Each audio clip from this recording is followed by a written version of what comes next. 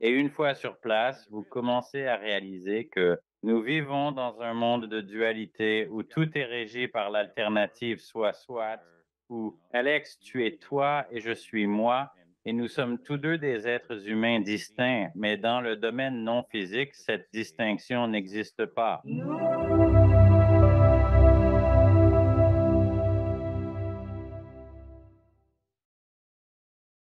Je suis ravi d'accueillir dans l'émission le docteur Scott Taylor. Comment allez-vous, docteur Taylor? Je suis en pleine forme. Merci de m'avoir invité, Alex. J'attendais ce moment avec impatience. Je vous remercie énormément. Je suis vraiment reconnaissant. Je suis fasciné par votre travail et ce que vous faites depuis quelques années maintenant. Et je voulais savoir, ma toute première question est, à quoi ressemblait votre vie avant le travail que vous faites actuellement, cette sorte d'expérience spirituelle et les expériences que vous avez vécues? J'ai grandi dans le sud du Minnesota, dans ce qu'on pourrait gentiment appeler une famille à la Leave It to Beaver. C'était dans les... Papa partait travailler tandis que maman restait à la maison pour s'occuper des enfants. Et moi alors, ai grandi dans l'église presbytérienne. Nous fréquentions constamment. Et cela s'avérait vrai. Voyons, j'ai grandi à Mankato, dans le Minnesota, qui se trouve dans la partie sud de l'État. Pour vos auditeurs qui ont regardé La petite maison dans la prairie, Ah oui, c'est vrai. nous sommes à environ 48 kilomètres à l'est de cela. Une représentation fictive d'un livre réel s'est déroulée. La seule différence étant dans la série télévisée. Dans le générique de début, on aperçoit Michael Landon accompagné de sa famille, tous en charrette, traversant la prairie, et en arrière-plan, il y a des montagnes. Eh bien, je dois vous dire que le sud du Minnesota est en réalité presque plat, à environ 1770 kilomètres de toute montagne. Donc, cette partie était un peu... Mais cela ressemblait à des fourmis. Pourtant, c'est charmant. Nous sommes à Hollywood, après tout. C'était donc ça, un calme. L'idée, c'était que vous respectiez les normes sociales et que vous viviez en accord avec celles-ci. Et c'était tout. Mon avenir était déjà tout tracé pour moi. J'étais sur le point de rejoindre l'entreprise familiale et en chemin, j'ai poursuivi des études supérieures et j'ai été scout. Et des objets correspondre à un profil précis moule un modèle particulier de comment nous pourrions grandir. Et soudain, tout a changé. Alors, avant d'aborder votre expérience, qu'est-ce qu'une expérience de mort partagée par opposition à une expérience de mort imminente? Merci de poser cette question. Oui, l'expérience de mort partagée est un concept relativement nouveau, initialement formulé il y a environ 10 ans, plus ou moins. Le même homme qui a inventé l'expression expérience de mort imminente, qui était Raymond Moody dans son livre La vie après la vie de 1971, il a aussi inventé cette expérience qu'on appelle expérience de mort partagée. Et la différence dans une expérience de mort imminente, la plupart des fois, les gens peuvent subir un traumatisme physique si intense et grave que leur corps succombe et meurt. Suite à cela, notre essence non physique se sépare de notre enveloppe corporelle, entamant un périple dans le monde non physique. Et si par la suite le corps physique est réanimé et le corps non physique réintègre alors cette expérience. Maintenant, avec une expérience de mort partagée, il est semblable, sauf que celui qui l'expérimente, par exemple, moi, aucun traumatisme physique. Et il est fort probable qu'il soit assis au chevet de quelqu'un qui est en train de passer de l'autre côté ou qu'il soit en dehors, ou ils sont tranquillement assis chez eux quelque part. Donc, il ne se passe rien de particulier pour la personne qui vit l'expérience. Et puis, quelqu'un qui leur est très cher est en train de vivre ses derniers instants. Il traverse donc réellement une expérience de mort. Alors, quand? Cette personne, lorsqu'il quitte son corps pour la dernière fois, une invitation est envoyée à dites-moi. Alors je m'échappe de mon enveloppe corporelle et accompagne la personne dans leur expérience de transition. Il s'agit donc d'une réelle expérience de mort que quelqu'un d'autre est capable de partager. Donc c'est bien différent en termes de est-ce vraiment la mort ou ne l'est-ce pas? Et la réponse est oui, il y a réellement une mort qui se produit et une autre personne est là, en première ligne, pour non seulement en être témoin, mais aussi pour y participer. D'après ce que je comprends, dans l'expérience de mort partagée, on ne va que jusqu'à un certain point dans ce voyage, dans cette transition. On ne vit pas l'expérience complète qu'une personne ayant frôlé la mort pourrait avoir. Est-ce une affirmation correcte ou est-ce que je me trompe? Comme vous n'avez pas de révision de vie? Oh, vraiment. Tout cela, en effet. Non, ce n'est pas vrai. Dans une expérience de mort commune, vous allez aussi loin que vous êtes invité ou autorisé. Vous pouvez participer avec eux dans presque toutes les étapes du processus, sauf bien sûr pour la toute dernière étape, dans ce cas précis. Vous resteriez aussi, non, pas du tout. Dans mon cas, sujet sur lequel nous allons discuter dans un instant, c'était, vous savez, simplement les premiers signes à l'expérience de transition. Mais j'ai eu des conversations avec des gens qui ont assisté à la réunion, qui ont participé à des rencontres avec des êtres divins et qui ont eu un bilan de vie et qui ont accompagné des personnes au centre de guérison et de régénération et le hall des portes. Toutes les expériences accessibles aux personnes ayant frôlé la mort sont également disponibles pour ceux qui vivent une expérience de mort imminente. Mais pour aborder votre point, la plupart du temps, ce ne sont que ces premières étapes et c'est surtout de cela que vous lisez. Cependant, il existe aussi d'autres individus qui ont vécu une expérience totale, même si ces personnes sont rares.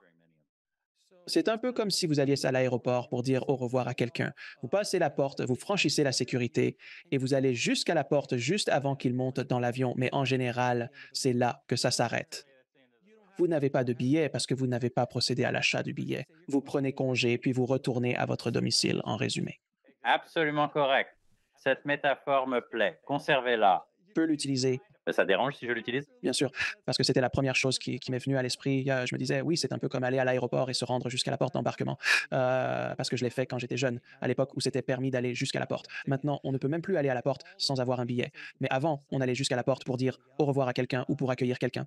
De nos jours, avec une autorisation, vous pouvez aller jusqu'au bout. La porte. Ouais, jusqu'à la porte là-bas, ce tunnel-là, qu'est-ce que j'essaie de dire? Oui, effectivement, on peut aller jusqu'au bout. Vous pouvez aller jusqu'au bout de cela. Je viens de le faire avec mes parents, qui sont tous 2 en fauteuil roulant. Oui, on n'est pas passé par la sécurité. On est descendu jusqu'au couloir. Poursuivre jusqu'au bout. C'est un excellent moyen de traverser rapidement un aéroport.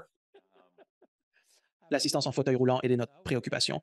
Si vous avez besoin d'un fauteuil roulant, sachez qu'ils sont souvent fournis avec un service d'accompagnateur. Et les opérateurs connaissent tous les ascenseurs secrets et peuvent vous faire passer à travers la TSA en un clin d'œil. Une petite remarque pour tous ceux qui écoutent aussi. Et pour ajouter, j'ai découvert quand j'ai emmené ma grand-mère à Disney World, le meilleur moyen de passer devant tout le monde, c'est d'avoir quelqu'un en fauteuil roulant. Avoir quelqu'un en fauteuil roulant. C'est juste une remarque. Maintenant, je vous prie de me parler de votre incroyable expérience de mort partagée. Et merci de demander, je vous en suis reconnaissant. Cet événement a eu lieu en 1981. J'étais éperdument amoureux d'une femme magnifique nommée Mary Friend et de son fils Nolan qui vient tout juste de célébrer son 7e anniversaire et avait passé une journée à naviguer sur le lac Washington dans le sud du Minnesota. Sur le chemin retour, elle a essayé de prendre un virage à gauche sur la route de comté, a regardé le soleil couchant et n'a pas vu la voiture arrivant en face. Cette voiture l'a percuté juste sur la portière du conducteur et a tué Mary Fran sur le coup. Et Nolan a obtenu une blessure à la tête extrêmement grave et finalement, ils ont dû l'emmener à la célèbre clinique Mayo à Rochester, Minnesota. Il a donc reçu des soins parmi les meilleurs au monde. Merci Mayo, leur travail a été remarquable. Voilà donc, il lui a fallu 6 jours pour réaliser son dernier passage. C'est essentiel car Mary Fran faisait partie d'une fratrie de 9 enfants. Ainsi, durant la période qui s'est écoulée entre l'accident de voiture et le moment où Nolan a quitté son corps physique pour la dernière fois, il y avait une occasion pour tous ses proches de se manifester. On parle des frères et sœurs, des oncles et tantes, des grands-parents, ainsi que des amis proches. D'autres types de cousins, des membres élargis de la famille, et cela ne concernait que son côté à elle. Et puis, il y avait également toute ma propre famille qui était présente aussi. Et cela signifiait qu'un grand nombre de personnes avaient envahi l'espace de la salle d'attente pendant que nous attendions cette dernière période au cours de ces 6 jours, car nous étions nombreux. Ce que nous avons fait, c'est de répartir le temps en créneaux de 2 heures. Et nous sommes entrés. Et nous sommes avec Nolan. Et mon créneau était exactement de 3 heures du matin à 5 heures du matin, le 6e jour après l'accident. J'étais là avec la sœur aînée de Mary Fran, qui s'appelle Jenny, et nous deux ensemble. Nous avons passé du temps avec Nolan. Nous lui avons lu des histoires. Nous lui avons raconté qui était là et ce qui se passait. Quand on a autant de monde, ça devient vraiment tout à fait un défi. Amusant. Je veux dire, la salle d'attente était vraiment bondée de monde. Que la veille au soir, les jeunes hommes du groupe étaient partis chercher des provisions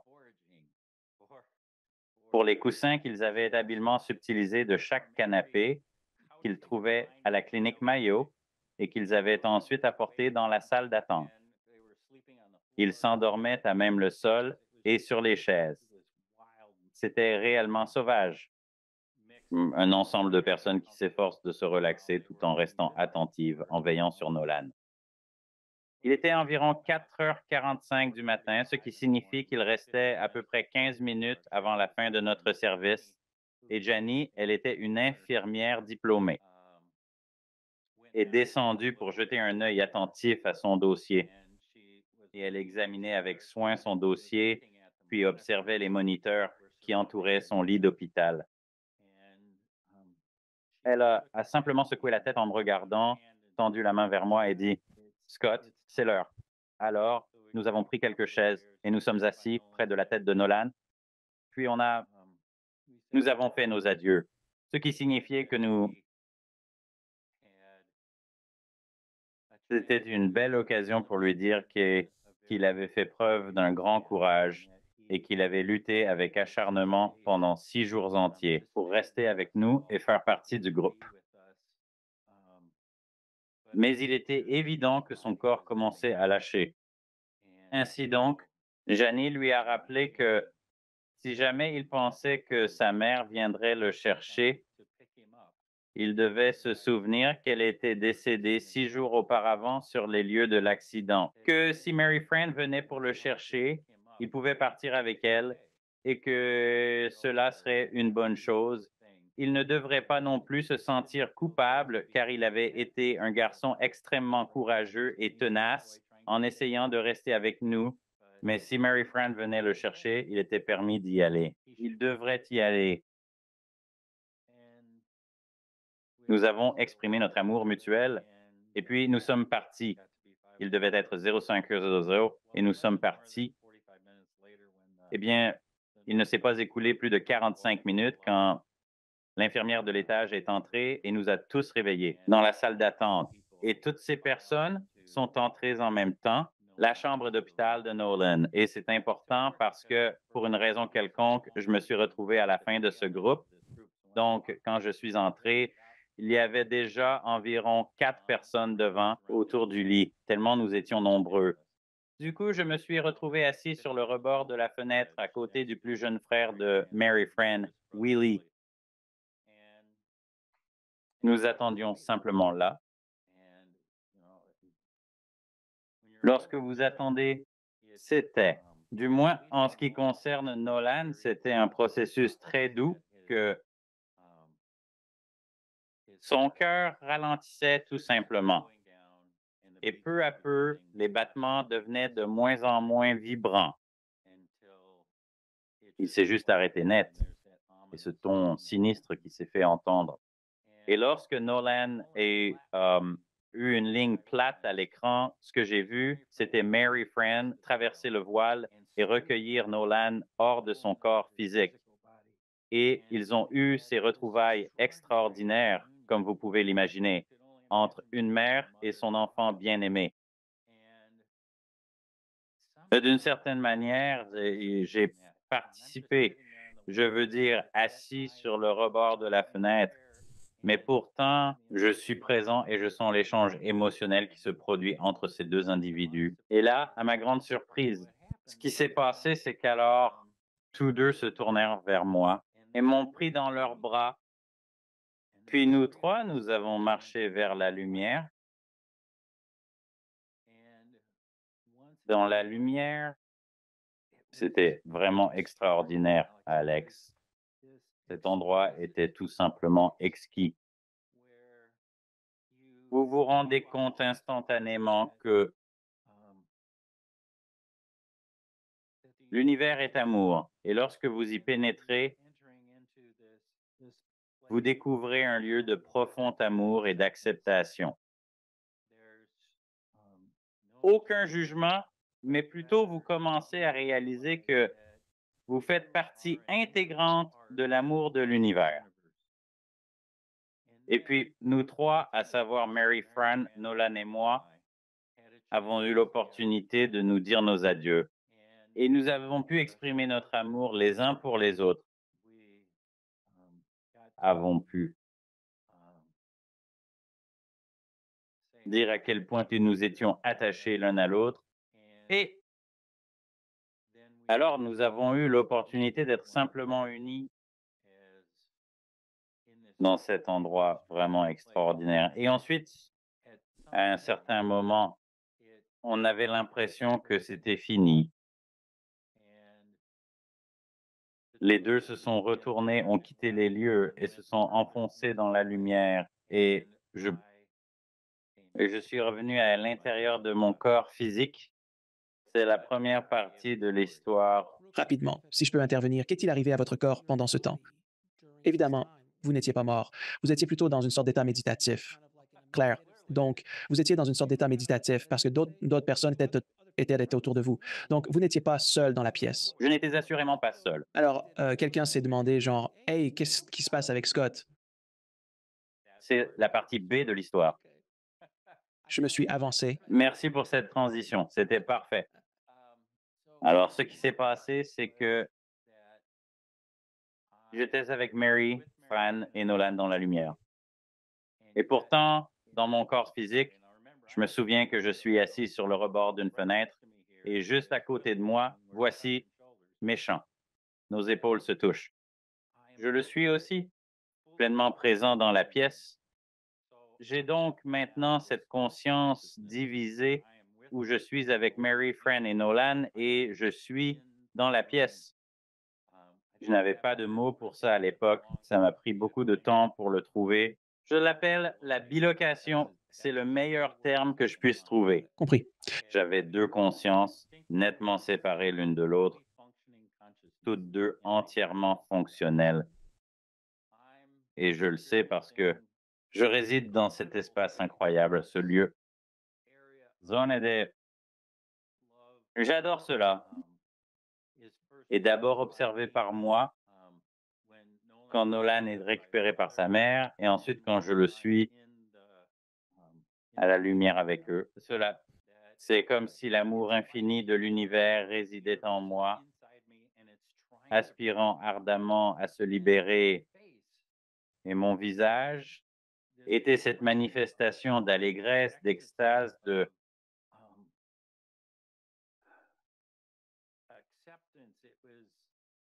c'était totalement inapproprié pour la pièce.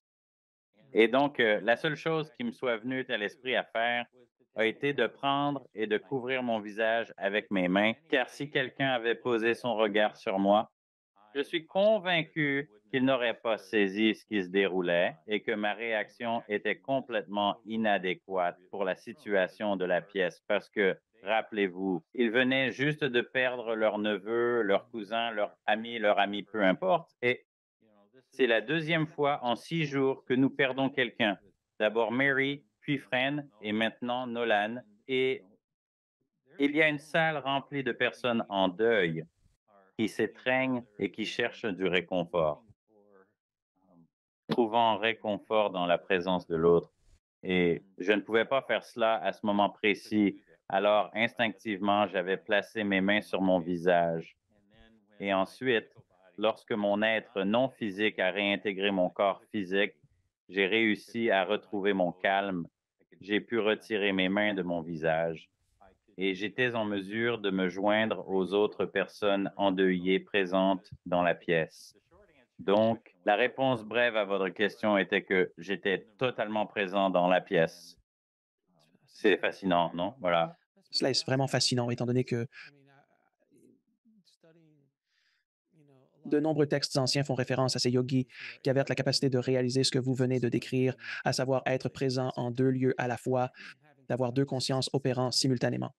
Il est vraiment fascinant de constater que vous avez personnellement vécu cette expérience, car j'ai seulement eu le Dr. William Peters à l'antenne auparavant pour parler de l'expérience de mort partagée. Je n'ai pas reçu beaucoup de personnes ayant vécu des expériences de mort partagée dans l'émission. Beaucoup de cas de mort imminente, mais pas beaucoup d'expériences partagées. Et je ne me souviens pas exactement de quoi, je ne pense pas leur avoir jamais posé cette question. Qu'est-ce qui se passait avec votre corps à ce moment-là? Votre cas est intéressant, car vous étiez dans une salle pleine de gens. Si vous étiez seul, vous pourriez rester assis et entrer dans un état méditatif, presque comme une sortie hors du corps. Mais il y avait d'autres personnes autour.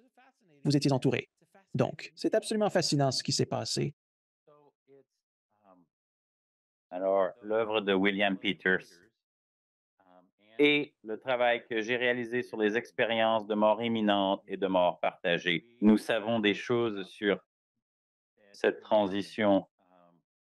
Nous sommes conscients qu'il doit exister une connexion du cœur entre je suis l'individu qui est sur le point de vivre une expérience de mort partagée, la personne qui est en train de passer de l'autre côté. Dans ce cas, c'était, vous savez, c'est vraiment juste comme ça, en passant. Marie-Franc, mère célibataire, avait un enfant dont le père biologique reniait ses actes et n'a jamais reconnu sa progéniture, absente de leur vie. C'est pourquoi Marie-Fran a décidé de ne pas révéler à Nolan l'identité de son véritable père. Ainsi, quand je suis arrivé et que nous avons commencé à développer, cette belle relation entre Marie-Fran et moi se renforce et je commence également à tisser des liens avec Nolan. Je suis mère porteuse et par conséquent, nous avons un lien vraiment spécial. Et lorsqu'il a quitté son enveloppe corporelle, il a lancé cette invitation. Il m'a convié à le suivre. Ce n'était pas avec des mots. Cela s'est produit, mais cela semble constituer une partie intégrante de ce qui est nécessaire pour une expérience de mort partagée. Il faut que quelqu'un vous invite. Ce n'est pas comme si vous y étiez par hasard. En marchant dans le couloir, en passant devant la porte de la chambre, et là vous dites, «Eh, ça vous dit de venir?» Eh bien, en outre, je devais être dans un état réceptif et j'ai passé environ 45 minutes à observer le moniteur cardiaque et il n'y a pas grand-chose à faire là-bas. Vous êtes en quelque sorte en méditation, presque méditatif. Vous trouvez dans un état méditatif, fixant ce moniteur cardiaque tout en vous demandant à quel moment il cessera de battre. Cela en fait partie. Alors, Scott, permettez-moi de vous demander, qu'est-il arrivé ensuite? Vous avez traversé cette expérience. Je suppose que vous avez simplement repris le cours de votre vie comme si rien ne s'était passé, sans jamais y repenser, et vous avez juste continué sur votre voie. Oui, exactement cela. Quelles ont été les conséquences de cette expérience sur les aspects physiques, mentaux, psychologiques et spirituels? Eh bien, ce que nous savons des personnes ayant vécu une expérience de mort imminente et une expérience de mort partagée, c'est que cela change tout. J'avais imaginé auparavant. Ce que j'ai appris, c'est que la réalité du fonctionnement du monde était autre que ce que je pensais. Quelque chose d'autre. Ce que j'ai appris, le vocabulaire de l'Église presbytérienne, ne couvre tout simplement pas des choses comme la bilocation. Et au moment où tu es dans ta plus grande peine, tu es aussi dans ta plus grande joie. Et le fait que tu puisses être à deux endroits en même temps et avoir des conversations, des personnes qui ont passé de l'autre côté, Mary, Fran et Nolan qui est en train de passer de l'autre côté, c'est simplement tellement hors de mon expérience personnelle que je ne savais absolument pas quoi faire de cela. Ainsi, je n'en ai parlé à personne pendant à peu près 15 ans. C'était juste ce changement si profond. Mais ce qui s'est produit,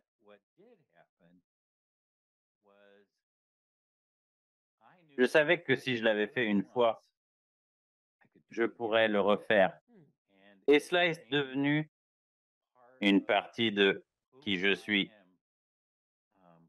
pour partir dans cette grande exploration. Comment puis-je faire pour que cela se reproduise? Parce que je veux vraiment pouvoir toucher à nouveau cet endroit car c'est extraordinaire. Je savais juste que je pouvais avoir une relation avec Mary, Fran et Nolan, que c'était à ma portée parce que c'était déjà arrivé une fois auparavant. Et donc, j'ai fini par, dans la première décennie ou à peu près après cela, j'ai parcouru le monde. Je suis allé dans tous les, eh bien pas tous, mais beaucoup des principaux des sites spirituels similaires à Stonehenge et le Sphinx et les pyramides, l'oracle de Delphes et le Machu Picchu et ainsi de suite, cherchant à découvrir si au sein de ces impressionnants centres spirituels réside une étincelle d'énergie qui pourrait m'aider à m'élancer vers cet espace inexploré. Encore une fois, la réponse est non. Voiture, moi, Je suis allé à Machu Picchu et il ne s'est rien passé. Je dis juste qu'il ne s'est rien passé. et c'était fantastique. Un merveilleux carnet de voyage. Et j'ai rencontré des gens vraiment incroyables et j'ai renoué avec des choses spirituelles anciennes, mais ce n'était pas ce que je recherchais. Alors ensuite, tu sais, mes traditions de méditation. Je commence par la MT. J'ai eu beaucoup de chance à Mankato. C'était très actif. The Sioux people habitent dans cette région, les Indiens Dakota. Et donc, j'ai appris des techniques chamaniques. Voilà, c'est ce que je faisais au Pérou. Je suivais une formation de chaman. Et encore une fois, l'idée était que je savais qu'il y avait, il était essentiel pour moi d'être dans le bon état d'esprit. En fin de compte, j'ai découvert un institut qui emploie les battements binauraux pour faciliter la concentration et soutenir des états de conscience élargis. Cette expérience m'a offert l'opportunité d'apprendre ce que sont ces états de conscience et cela m'a donné le temps nécessaire pour apprendre à naviguer dans cet univers non physique. Et cela m'a permis de... Cela a été ouvert. Toutes les portes que j'ai toujours voulu ouvrir en termes de nouvelles chances, oui, j'ai pu les entrebâiller de nouveau. Absolument. J'ai renoué avec Mary, Fran et Nolan et avec bien d'autres personnes qui ont marqué mon chemin. Lors de cette méditation. Alors, d'accord. Donc, vous n'avez jamais eu une autre expérience partagée exactement comme l'original. Vous n'étiez pas dans une chambre d'hôpital et n'avez pas été invité. Rien de tout cela. Rien de tout cela. Mais en étant dans un état méditatif, vous avez pu vous reconnecter à cette puissance, cette énergie, cet espace pour contacter les personnes de l'autre côté. Oui, les gens et les autres. Ah, des personnes qui n'ont jamais été dans le monde physique, des entités divines de toutes sortes. Quand vous êtes dans cet état modifié, quelles informations pouvez-vous recueillir des personnes qui ont pas assez de vie à trépas ou de celles qui ne se sont jamais incarnées? Avez-vous rapporté une quelconque sagesse de votre voyage? Eh bien, l'une des choses qui arrivent aux personnes ayant vécu des expériences de mort imminente, soit ils accèdent ou entrent dans ces états par la méditation. Vous pouvez réaliser l'un ou l'autre. Ce sont des états vibratoires. Et donc, si vous parvenez à comprendre quel est l'état vibratoire, vous pouvez y accéder. Et une fois là, vous commencez à réaliser que nous existons dans un univers de dualité où tout est gouverné par les termes soi ou. Alex, tu es toi et moi, je suis moi, et fondamentalement, nous sommes des êtres humains distincts.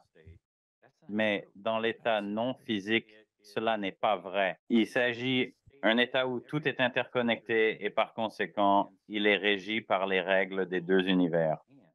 Et ce qui signifie que je suis moi, Alex, tu es toi. Nous avons nos consciences individuelles et nous sommes des éléments d'un ensemble plus vaste, celui de la conscience collective humaine, ce qui implique que toute information que nous cherchons est à notre portée, car toutes les données sont en interrelation. Ainsi donc, c'est le principe de choses comme la vision à distance. C'est comme si, comment pouvons-nous être ici et voir ce qui se passe à 1600 kilomètres de là ou sur une autre planète ou dans une autre dimension ou dans une autre chronologie?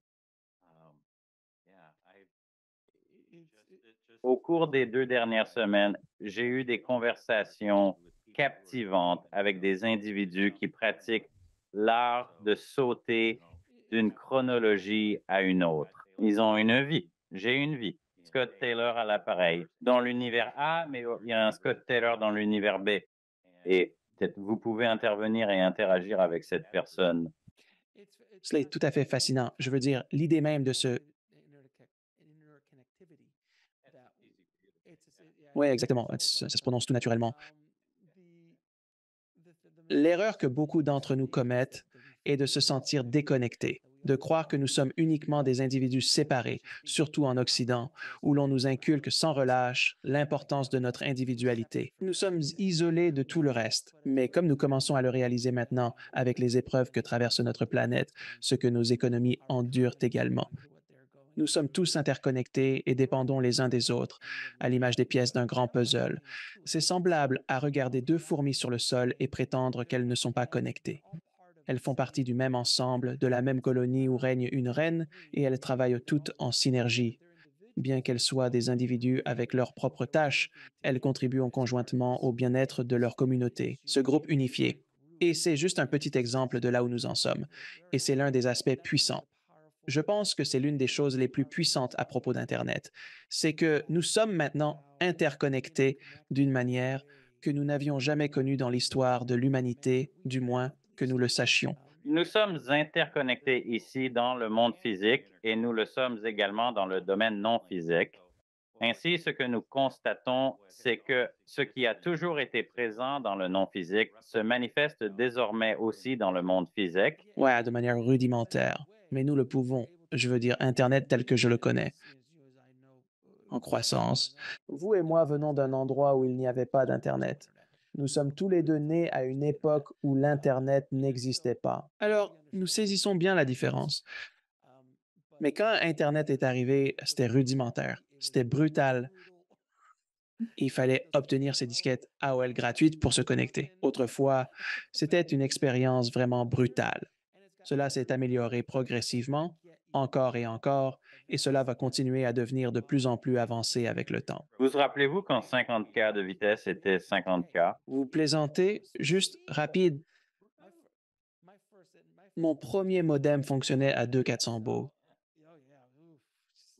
Genre 36 kilos, 50 kilos. Tu vas faire quoi avec toute cette vitesse? Désolé, ce sont deux anciens qui se remémorent le bon vieux temps et les moments difficiles. Je m'excuse. Avec toutes vos expériences, quelle est la leçon la plus marquante ou la sagesse que vous avez acquise, qui a le plus influencé votre vie et est le message clé que vous voulez partager avec le monde? Et je considère que nous sommes tous. Commençons donc à comprendre ce qu'est la conscience. La conscience aimante est essentielle et causale. Elle représente la brique élémentaire constitutive de l'univers. Tout prend naissance dans la conscience. Le temps prend naissance au sein de la conscience. Et les molécules et les atomes, ils surgissent de la conscience. Et cette conscience, celle qui est aimante, est bel et bien présente. Le bloc fondamental de base de l'univers et donc ceux parmi nous qui ont fait le choix de venir dans le domaine de la dualité viennent ici parce que nous désirons approfondir notre compréhension de l'amour et augmenter notre aptitude à aimer. En tant qu'être, non seulement en tant qu'être physique, mais aussi notre être non physique, la dualité nous étire afin que nous puissions avoir conscience de notre nature aimante, de la nature aimante de l'univers et de la manière d'être des manifestations de cet amour ici dans le monde physique. Et au-delà de cela, et nous pouvons y entrer à tout moment où nous le souhaitons. La formation à la méditation est justement un excellent moyen d'y accéder. C'est bien plus agréable que d'avoir un accident de voiture ou de se noyer. Il existe aussi cette méthode. Il y a des options. Et nous pouvons nous occuper du traumatisme physique, Vous dites donc pas besoin de traumatisme crânien. pas besoin de choc à la tête. Alors, avec toutes les études que vous avez menées au fil des ans sur les personnes ayant vécu des expériences de mort imminente, quels sont certains éléments communs que de nombreux expérienceurs de mort imminente ont? Je veux dire, j'ai parlé à des dizaines de personnes ayant vécu de telles expériences dans cette émission, et rien qu'avec mes propres recherches élémentaires, je suis déjà tombé sur quelques phénomènes comme la revue de vie. Dans un endroit panoramique, c'est le lieu de l'amour. Des proches ou des êtres chers que vous avez déjà rencontrés, en communion avec une divinité que vous, dans cette vie, auriez rencontré, suivi ou vénéré. Ainsi, si c'est Jésus, alors c'est bien Jésus. Si c'est Mohammed, alors c'est Mohammed. Si c'est Bouddha, alors c'est Bouddha. Si c'est un yogi, alors c'est ce yogi. Ce sont ces individus qui se manifestent. Donc, si vous êtes bouddhiste en général, Mahomet ne va pas se manifester devant vous. Habituellement, ce sont des motifs récurrents que j'ai pu entendre dans de nombreux récits. Cependant, j'aimerais entendre quels sont vos points communs et les découvertes que vous avez faites au cours de vos recherches. Je pense que ce qui est réellement important à comprendre est que ces événements sont notre transition du monde physique vers le monde non physique est toute métaphorique. Elle se fonde sur ce que nous connaissons en tant qu'être humain. Donc, comme vous l'avez dit, il se trouve que j'ai grandi en tant que presbytérien, chrétien, disons modéré, traditionnel, enfin voilà. Cela influencera profondément les événements qui me surviendront lors de mon expérience de mort imminente. Je rencontrerai très probablement des personnes que je connais.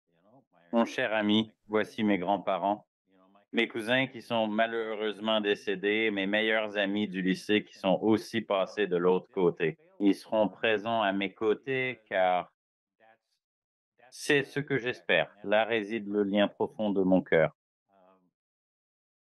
Jésus-Christ se manifesterait-il? Ce serait une belle chose. Bouddha ou mon totem d'ours se manifesterait-il? Probablement pas, car je ne suis pas connecté à ces traditions. Vais-je traverser les bardos hindous? Il est peu probable. Alors, comment doit-on l'imaginer? Quelles sont les métaphores dans notre tête que nous permettra de pénétrer dans cet espace plutôt extraordinaire? Alors, si nous passons d'ici à là-bas et que nous pouvons ressentir la différence entre être dans le monde physique et ensuite, maintenant, sortir dans le monde non physique afin de s'y étendre davantage. Bien sûr, un tunnel apparaît, car cela a l'apparence d'un tunnel. J'avais ce type-là qui était camionneur et il a eu un accident. Et lorsqu'il a quitté son corps physique, il a décrit monter dans un tuyau d'échappement. Ah, au paradis. Bien sûr, il l'a fait, car c'est un camionneur. Les camionneurs ont des tuyaux d'échappement. J'adore ça, vraiment. Bref. Eh bien, oui, il y a habituellement. Les gens, quand vous quittez votre corps physique, il y a généralement quelqu'un qui est là pour vous guider, quelqu'un que vous connaissez et aimez. Et c'est leur rôle de vous conduire vers la lumière. Et vous pouvez traverser un tunnel, ou peut-être pas. Vous pouvez le faire rapidement, vous pouvez le faire lentement. Je conseille aux gens de le faire lentement parce que ce tunnel est incroyablement fascinant. Il y a toutes sortes de choses extraordinaires dedans. Et puis quand vous entrez dans la lumière, il y a des moments de retrouvailles avec votre famille et vos amis, et vous avez la possibilité de les planifier vous-même à l'avance. Et ensuite, il existe un instant précis où une entité divine se révèle et vous avez l'opportunité d'interagir avec un être divin, une entité qui n'a jamais eu d'existence physique auparavant. Sa mission spécifique est de commencer un processus avec vous. Prenez de nouveau conscience de notre interconnexion et ainsi vous fusionnez avec cet être divin et comprenez que il n'y a plus de différence. Vous êtes vous-même. Il y a l'autre, l'être divin, mais ensuite il y a cette fusion et l'être divin a la capacité de simplement aimer chaque parcelle de toi. Si des coins sombres existent dans l'âme, la lumière de l'être divin les fait simplement disparaître. Et tout ce qui est en toi est aimé. Bon, mauvais, laid, ces distinctions s'effacent tout simplement. Tout en toi est aimé. Et puis, il y a ce bilan de vie. Et le bilan de vie, c'est un événement extraordinaire. On a une petite minute. Allez-y, lancez-vous. C'est quelque chose que les gens ne comprennent pas très souvent. Généralement, les bilans de vie se font selon trois perspectives différentes. Vous êtes vous-même, vous pouvez donc revivre votre vie exactement comme cela s'est déroulé, en incluant toutes vos pensées et sensations. Je ne veux pas vous interrompre. Je suis désolé, mais d'un seul coup, d'après ce que je comprends. Pas dans une chronologie comme si tout se produisait soudainement, ce qui est difficile à comprendre pour nous, ici, dans cet endroit. Mais vous pouvez voir chaque chose, chaque instant, chaque seconde de votre vie, et pas seulement les voir toutes en même temps, mais aussi les ressentir toutes en même temps. C'est bien ça? Ressentir tout d'un coup et saisir l'ensemble de vos motivations en un instant. Je sais que cela peut paraître étrange, mais il est possible de ralentir, tout comme il est possible d'accélérer. Un homme m'a confié que lorsqu'il a entrepris sa rétrospective de vie, il y avait un endroit précis où il tondait sa pelouse devant chez lui. Et lorsqu'il a opté pour ralentir, oui, à tel point qu'il pouvait dénombrer chaque moustique virevoltant autour de lui. Et c'était comme si, peu importe la haute définition que nous avons aujourd'hui, 1080p, c'était comme si c'était en milliers et milliers. 80K, une abondance de K. Donc, cela possède cette faculté. Vous pouvez accélérer et ralentir à loisir. Et cette entité divine avec laquelle nous venons de fusionner, généralement, reste à vos côtés pendant toute l'expérience et pose habituellement une seule question qui est: qu'avez-vous appris? Qu'avez-vous appris? Ainsi, vous vivez une scène et peut-être que ce qui s'est passé dans cette scène ne vous plaît pas. L'entité divine demande alors: eh bien, qu'avez-vous appris? Dites-le à l'envers, mais quelque chose vous passionne vraiment. Waouh, c'était vraiment trop cool. Qu'avez-vous appris? Ainsi, vous prenez du recul sur ce qui est, ce qui s'est produit dans votre vie et pourquoi. D'accord. Voilà la partie A. La partie B, vous avez aussi la possibilité de cette même introspection de votre vie, mais vous avez la possibilité d'incarner l'autre personne dans la scène avec autant de détails que vous venez d'avoir.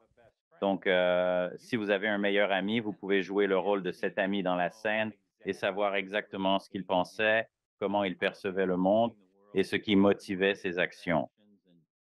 Vous obtenez donc les deux aspects. Vous êtes à 100% vous-même tout en étant à 100% l'autre. C'est là le phénomène de bilocation. Mais il existe également cette troisième perspective, celle de l'omniscience, la perspective divine, si vous préférez. Et depuis ce point de vue, ce que vous commencez à percevoir, c'est que vous avez une certaine forme d'interaction. Supposez que vous êtes à la caisse du supermarché et ça ne se passe pas bien. Il y a cette jeune fille, c'est son premier jour et la caisse enregistreuse ne fonctionne pas et vous êtes désagréable, n'est-ce pas? Vous n'êtes simplement pas sous votre meilleur jour. Eh bien, ce que vous commencez alors à réaliser du point de vue omniscient, c'est comment cette scène s'est-elle déroulée? Comment cela s'est-il passé pour vous et vos amis, votre communauté? Et comment cela s'est-il répandu dans le monde? Et puis, comment cela s'est-il déroulé pour cette jeune femme? À sa chère amie, elle est rentrée chez elle, a crié sur son copain, qui est rentré chez lui et a donné un coup de pied au chat. Exact. Ainsi, vous voyez comment nos attitudes, nos actions et nos paroles se déploient dans un contexte plus large. Le bien et le mal. Bien et mal. Tout à fait. Et maintenant, voici la partie vraiment géniale. Et ça, c'est que cette différence là est pour vous aider pendant la révision de votre vie. Cela en vaut vraiment la peine de payer le prix d'entrée pour toute personne qui écoute ce programme. Voici votre sortie de prison gratuite. Vous pouvez dialoguer avec votre être divin et dire, et si j'avais réagi différemment dans cette situation avec la caissière qui était à son tout premier jour de travail, qu'est-ce qui aurait pu se passer? Ainsi, là, vous pouvez la rejouer. Et cette fois, je peux être genre, ne t'en fais pas pour la caisse enregistreuse. Prenez votre temps. Allez-y doucement. Ça ne pose aucun problème si je reste ici un peu plus longtemps. Il est essentiel que vous appreniez à bien faire cela. Et pour être tout à fait franc, nous avons tous vécu un premier jour de travail, donc, ouais, ne vous en faites pas pour moi. Restez zen et amusez-vous à apprendre comment fonctionne cette caisse enregistreuse. Et c'est comme si on avait une deuxième, voire une troisième chance. Prise 2, Vous tournez un film et soudain vous décidez, on refait la scène, soyez cette fois gentil avec la caissière. c'est ça. Et maintenant, voici le moment génial. C'est comme une libération instantanée du karma, parce que à travers cette expérience, je suis maintenant le gentil plutôt que l'idiot. Cela fait partie de l'expérience humaine aussi. Scott est un type sympa. Donc maintenant, il y a une autre chronologie, une autre expérience qui a été intégrée à notre collectif humain. Et nous avons l'opportunité à élargir nos apprentissages du monde physique avec des révisions de vie offrant des chances de revivre certaines expériences. C'est profondément guérisseur. Vous avez le droit de faire une nouvelle tentative. Et si je tentais de cette façon, vous avez le droit à 3, 4, voire 5 nouvelles tentatives. Peu importe, vous pouvez tenter des expériences et voyez l'impact que l'expression de votre moi authentique pourrait avoir sur cet échange particulier et ensuite comment cela se déploierait dans le monde physique. Donc,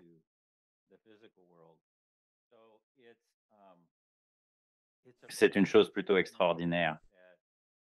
C'est vraiment regrettable. On ne rencontre pas cela fréquemment dans les cas d'expériences de mort imminente car, eh bien, c'est traumatisant. Ça arrive soudain. Vous êtes éjecté de votre corps physique à cause d'un accident.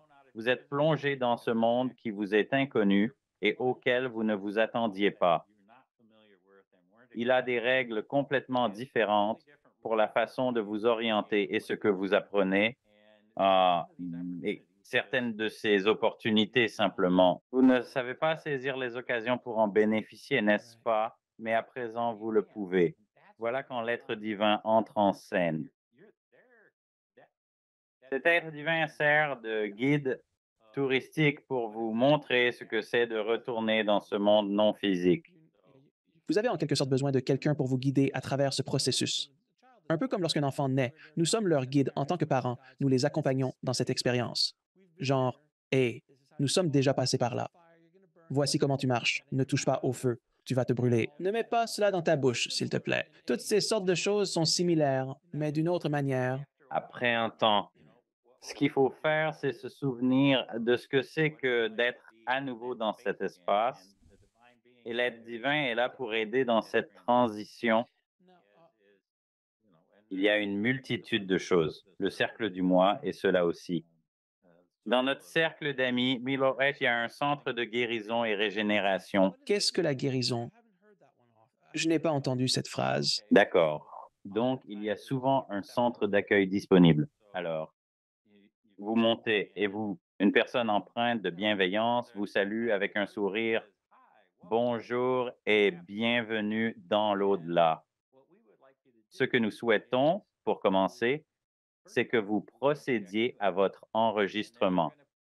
Ensuite, nous vous conduirons à votre chambre personnelle où vous aurez tout le loisir de vous relaxer et de vous libérer de l'ensemble des fardeaux que vous avez pu accumuler durant votre séjour dans le monde physique. En particulier, disons que quelqu'un a subi comme une amputation et ils ont vécu toute leur vie sans l'usage de leur bras droit. Eh bien, ce bras droit est restauré dans cela. Notre corps immatériel n'était pas obligé de conserver les afflictions ou les souffrances de notre corps physique. Disons que la personne est décédée d'un cancer. Eh bien, ce cancer n'a pas à se retrouver dans le corps non physique, mais il nous faut un peu de temps pour se rappeler, ah, je ne suis pas malade. Je n'ai pas à me comporter comme un malade. Je n'ai pas à agir comme un amputé. Et donc, c'est un processus de souvenir et d'élévation. Élever notre niveau vibratoire à celui de l'univers non physique afin de pouvoir participer pleinement. Avez-vous déjà vu le film Defending Your Life?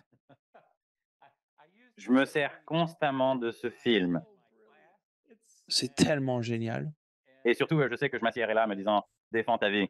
D'accord. Dans le scénario écrit par Albert Brooks où Meryl Streep joue, ils se retrouvent tous deux au paradis. Là, elle est censée défendre le bilan de sa vie, blablabla. Mais le paradis, ce n'est pas du tout ça. Ce film est entièrement faux. C'est simplement merveilleux. C'est vraiment merveilleux. Mais ils ont quand même réussi à saisir quelques éléments. D'après les recherches et les récits que nous avons recueillis, il semble bien qu'il y ait un examen de la vie. Voilà, nous n'avons pas d'avocat pour votre défense. Si vous agissez mal, vous devrez recommencer. Toutefois, le concept de réexamen de vie existe. L'un de mes aspects préférés de ce film, c'est Albert Brooks.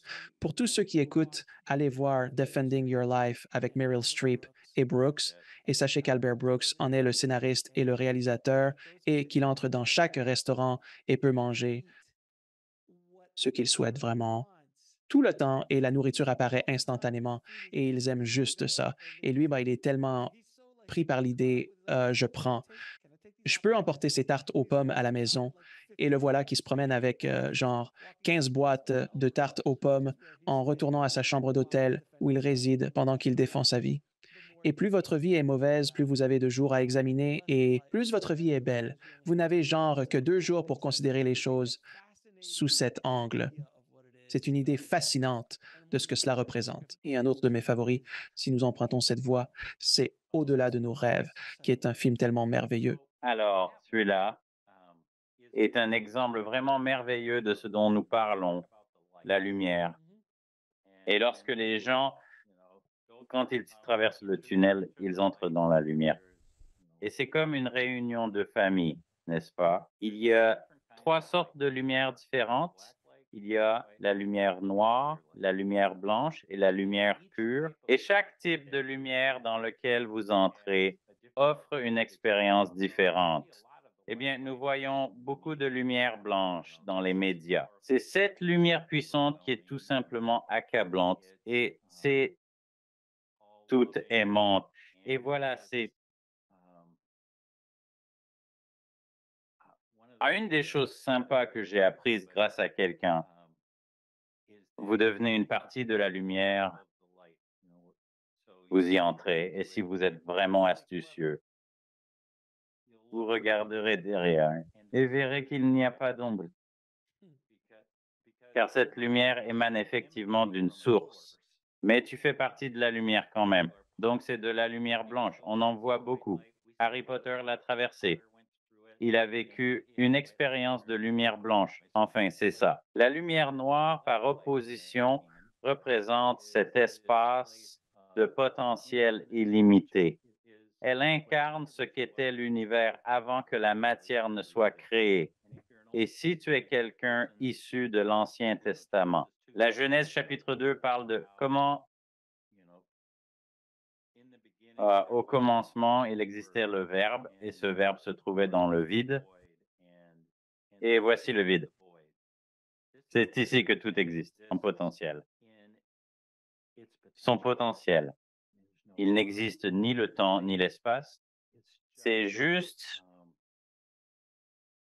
l'univers dans son état originel et primordial. Et c'est incroyablement merveilleux. Les personnes que j'ai connues qui ont vécu des expériences de lumière noire, presque sans exception, ils croisent les bras ainsi et commencent à se balancer doucement, tout en parlant de la manière dont la lumière noire les a enveloppés, les a aimés et de ce que cela a été pour eux. Leurs paroles sont comme le ventre de Dieu. N'est-ce pas merveilleux? C'est vraiment merveilleux. C'est le ventre de Dieu. Alors, c'est une expérience de lumière noire, une expérience de lumière pure. C'est ce qui m'est arrivé. Et c'est là que vous êtes dans un environnement physique et tout à coup, vous commencez à réaliser que tout est composé de lumière. Donc, ce microphone est composé de lumière. Tous ces livres en arrière-plan, mes CD, sont composés de lumière. Nous sommes tous composés de lumière. Alors, pour revenir à l'original, quels rêves surgissent quand Robin Williams entre au paradis? Il entre dans un univers où existent toutes ces couleurs variées. Et toutes ces couleurs émettent leur propre lumière. Il fait son entrée dans ce monde s'immergeant dans l'univers de la couleur et de la lumière. Mais c'est précisément cela, l'expérience de vivre dans une lumière pure. Il s'agit donc de l'une des plus belles descriptions non verbales, mais par l'usage d'images. C'est l'une des plus belles images que j'ai vues de ce qu'est une expérience de lumière pure, lui pénétrant dans cet espace. Merci d'avoir mentionné cela. Oui, c'est l'un de mes préférés. Je veux dire, même avant tout cela, dès sa première apparition. Je suis un grand fan de Robin Williams et j'ai eu le plaisir de le rencontrer avant son décès et il était tout simplement extraordinaire. Oui, c'était quelques mois avant qu'il nous quitte. C'était un moment extraordinaire, une énergie extraordinaire que je ressentais émaner de lui et c'était un homme remarquable. Je connais beaucoup de gens qui ont travaillé avec lui au fil des ans et qui me racontent des histoires merveilleuses sur Robin et c'est tellement tragique ce qui s'est passé avec Robin, mais du coup, ce film devient encore plus envoûtant après coupe. Mais quand ce film est sorti, je pense que c'était en 90, au milieu des années Scatamachi, quelque part. Quand ce film est sorti, j'étais encore pas mal un imbécile. Dans la vingtaine, durant les années 90, je dois admettre que j'étais assez idiot, mais ce film a réussi à transpercer cette idiotie et m'a vraiment marqué. Et m'a touché d'une façon que très peu de films ont réussi à faire à cette période, à cette époque précise. Les Évadés est également un autre film qui se démarque nettement, tout autant, et vous pouvez faire des analogies entre Les Évadés et une expérience de mort imminente, celle de traverser un tunnel sombre et de déboucher dans la lumière. Et vraiment, on peut creuser profondément là-dedans. J'ai une question pour vous. Avec toutes les recherches que vous avez menées au fil des ans, avez-vous déjà entendu parler d'une expérience de mort imminente, perturbante? Parce que je n'en ai encore jamais rencontré de ce genre. J'en ai entendu parler, il y en a peu. Et dans la littérature, on les désigne sous le nom d'EMI, des expériences de mort imminente moins que positives. Très agréable. Mais voici quelque chose de vraiment intéressant. Nous étions en train de parler de William Peters et de son... Je m'intéresse aux expériences de mort partagées. Notez bien que les expériences de mort imminente se produisent chez un individu vivant. Il passe par une pseudo-mort, vit des événements, puis revient à la vie dans son corps. Ainsi, ce n'est pas une véritable expérience de mort. C'est quelque chose vraiment similaire, mais ce n'est pas la même chose. des expériences de mort partagées. Cependant, quelqu'un est réellement en train de passer de l'autre côté. Nous sommes donc témoins et nous vivons une véritable transition. Dans son livre, À la porte du paradis, qui est celle qui se trouve là, à la fin, 800 individus, 100% des individus ont fait l'expérience de la bienveillance. Ils se sont dirigés vers un au-delà accueillant. Par conséquent, cette expérience moins positive qui se produit pendant une EMI. Je commence maintenant à modifier légèrement mon système de croyance. Dire, ceci est relatif à retour au physique. Et cette expérience qui fut moins que positive a dû une variante de support. Si cela m'arrive, d'accord, je vais me rétablir et vivre davantage ici dans le monde de la dualité. Mais cette expérience moins que positive a un sens pour moi d'une certaine manière. Elle m'enseigne quelque chose. Il y a donc une leçon à tirer de cela et cela est parfaitement en accord avec. Oh, aidez-moi. Joseph Campbell et le voyage du héros. Le voyage du héros. À un certain moment, et dans le voyage du héros, vous êtes confronté à cette tâche, cet obstacle que vous devez surmonter. Je pense que une grande partie de ce qui se produit pour les gens lorsqu'une personne traverse une expérience moins que positive, elle doit faire appel à ses ressources intérieures afin de surmonter l'obstacle qui lui est imposé. Il est essentiel de maintenir un sentiment de détachement par rapport aux événements en cours. Ils sont obligés d'adopter une nouvelle vision du monde pour pouvoir continuer. Les choses faciles, c'est comme quelqu'un s'approche, vous assène un coup sur la tête avec une planche de 2 par 4 et s'exclame: Hey, Taylor, tu ne vis pas la vie dont tu as toujours rêvé et tu es en train de tout ruiner, mon pote. Et voici les étapes que tu dois suivre pour te remettre sur la bonne voie. C'est simple. Moins tu en as, comment te perçois-tu personnellement en ce qui concerne le monde physique? Exemple en nous, car j'ai considérablement travaillé avec des gens qui se sont retrouvés dans cet état et qui ont été confrontés à cette situation. Revenons à Harry Potter et au chien à 3 têtes. Te rappelles-tu de lui? Évidemment, oui. Il était posé juste sur la trappe. Une personne qui détient le pouvoir dans ce monde se retirerait de cette scène. Cependant, il n'était pas du tout terrifié par ce chien à 3 têtes. Il ferait marche arrière et s'en irait. Bonjour, chien à 3 têtes baveux. Manifestement, tu es là pour attirer mon attention. Qu'est-ce que tu veux me dire pour que je puisse continuer à avancer? Et presque instantanément, à chaque fois, ce chien à 3 têtes se métamorphosera et deviendra une autre entité qui dira, eh bien, en fait, je souhaite que tu fasses ceci, cela et cela une fois que tu seras de retour dans le monde physique, parce que cela influencera qui tu es en tant qu'être humain et le genre de joie que tu es capable de diffuser autour de toi dans le monde. Voici donc un exemple concret.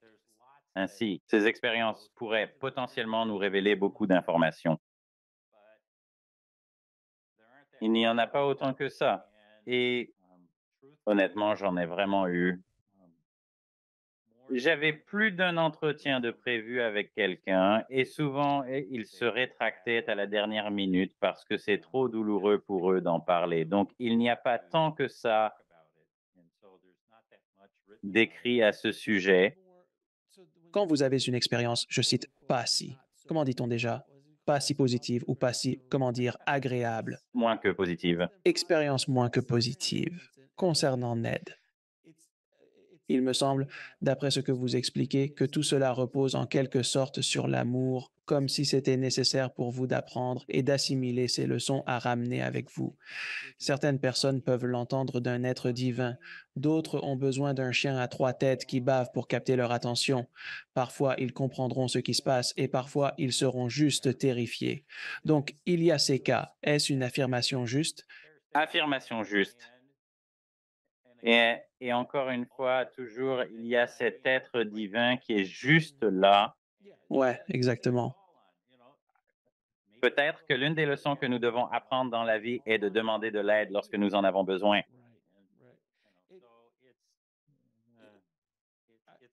Cela devient une réponse assez compliquée. Non, je comprends tout à fait, mais c'est génial parce que je n'ai jamais eu de conversation sur cette partie des NDE. Tout le monde parle toujours du positif. Le positif, c'est la vie, ça change la vie. Mais il y a des gens qui reviennent et j'ai entendu très, en quelque sorte, comme des murmures à ce sujet de la part de personnes, mais je ne me suis jamais réellement assis pour parler avec quelqu'un qui a eu des conversations avec des gens qui les ont eues. Ils ne donnent généralement pas d'interview, ceux-là. Il ne donne pas d'interview. Ah oui. Surtout pas en public, car c'est tellement douloureux pour eux de revenir sur cette expérience. Il y a donc peu d'informations sur les EMI négatives dans la littérature. Vous avez tout à fait raison, mais je pense que c'est comme dans la vie, lorsque quelque chose nous arrive, et bien souvent, les événements que nous qualifions de négatifs dans notre existence sont là pour nous enseigner quelque chose, que nous en soyons conscients ou non sur le moment, cela n'a pas vraiment d'importance. Et si vos téléspectateurs sont vraiment intéressés par cela, Nancy Evans Bush a écrit 3 livres sur les expériences, moins que positives. C'est la seule personne que je connaisse qui ait mené des recherches approfondies dans ce domaine. Elle en a écrit un et a donc été capable de convaincre d'autres personnes de se manifester et de raconter leurs histoires. Et ces livres sont magnifiques. Ils sont superbement écrits et des perspectives. Quoi d'autre cela signifierait-il? Eh bien, je vais certainement essayer de la contacter, voir si je peux l'inviter dans l'émission, car j'aimerais vraiment avoir une conversation approfondie sur ce sujet. Maintenant, je vais vous poser quelques questions. Je demande à tous mes invités, quelle est votre définition d'une belle vie? Alors, quand vous dites bien, ce que j'entends n'est pas moralisateur. Cela pourrait effectivement être un critère. Absolument. Est-ce que vous vivez une vie qui est en harmonie avec les valeurs morales de la communauté où vous résidez? D'accord.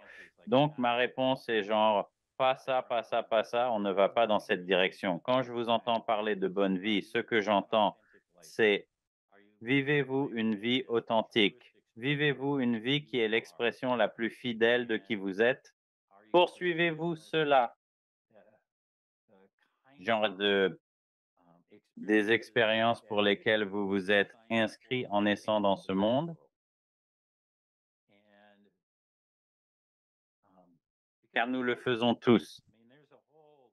Il existe un centre en haut qui en discute activement lorsque vous arrivez dans ce monde physique. Il existe une équipe complète qui est là pour vous assister dans l'assemblage de la vie que vous allez mener ici. Vous sélectionnez vos parents, vos amis, ainsi que le genre d'expérience que vous désirez expérimenter, qu'elle soit de nature physique ou spirituelle. Il façonne à quoi ressemblera votre vie. Et une vie belle est en conformité avec trouver ce genre de... Vivez-vous l'expression la plus complète de votre vie, celle adaptée à votre apprentissage? Cela convient-il pour mon apprentissage? Mais ce dont les autres ont besoin à accomplir dans leur vie et de quoi l'humanité a-t-elle besoin pour que je fasse dans ce monde? Voici mon argument. Quand j'aurai l'occasion et que je ferai ma transition finale pour monter vers l'univers non physique, l'une des premières personnes que je veux rencontrer est Judas Iscariote. Judas Iscariote est célèbre pour être la personne qui a trahi Jésus. Un rappel pour ceux qui l'ignorent, et il a échangé contre 30 pièces d'argent. Jésus ne pourrait pas être Jésus sans Judas l'Iscariote, qui voudrait bien postuler pour ce poste. Quel acteur va interpréter ce rôle dans le film? Oui, et alors?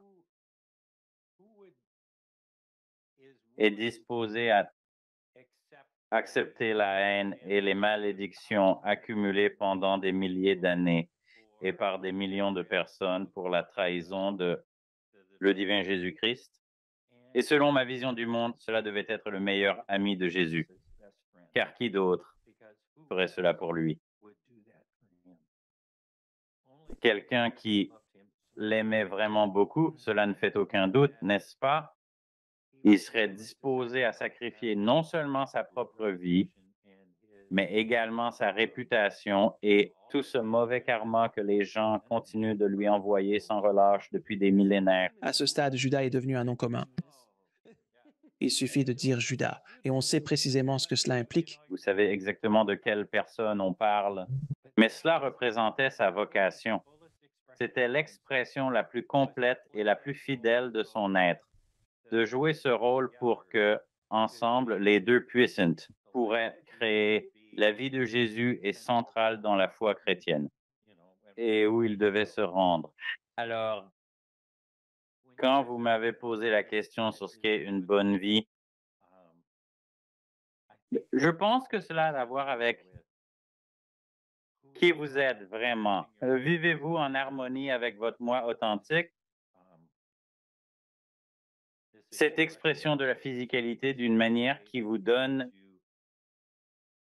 toute l'expérience dont vous avez besoin afin de progresser. Et Judas a pratiquement rayé ce nom de la liste. Ce n'est pas vraiment un des noms les plus populaires sur la liste des prénoms de bébés. Non, pas vraiment. Je n'ai jusqu'à présent jamais rencontré de Judas. Personnellement, je ne sais pas ce qu'il en est pour vous, mais moi, jamais. Non, ce nom a vraiment été enterré. J'ai entendu parler de parents qui voulaient appeler leur enfant Judas et le juge fait non, inacceptable. Choisissez un autre prénom. Nous n'allons pas laisser cela se produire. Maintenant, quelle est votre mission dans cette vie? Ma mission dans cette vie est apprécier, se changer en une expression supplémentaire de ce qui est possible.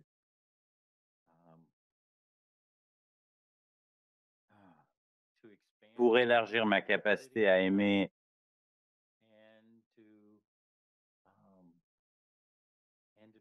et pour être présent pour ceux qui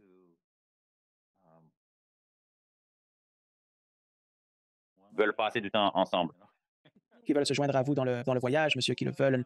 voyager avec moi. C'est une aventure coopérative et il est de mon devoir de jouer mon rôle du mieux que je peux. Et pour la dernière question, quel est le but ultime de l'existence? Nous y revoilà encore une fois. Le but ultime de la vie est d'aimer, d'accroître notre capacité à aimer et de gagner en connaissance, afin que nous, en tant qu'êtres humains, en tant un être singulier, devenions plus sages, mais aussi pour nous en tant que collectif, afin que nous devenions plus sages en tant qu'espèce et que nous commencions à puiser dans cette sagesse. Pour moi, ma mission personnelle consiste à rendre ces états de conscience plus facilement accessibles aux individus qui souhaitent les explorer. C'est dommage que nous ayons beaucoup de personnes qui aiment lire des livres sur les expériences de mort imminente. Je pense que nous en sommes à un moment de notre histoire où les gens peuvent dire arrêtez de lire, juste arrêtez de lire et expérimentez et vivez ce que les personnes ayant vécu des expériences de mort imminente traversent, car c'est cela qui fera grandir votre âme plus que tout. Et où peut-on obtenir plus d'informations sur vous et vos activités? Venez découvrir mon site web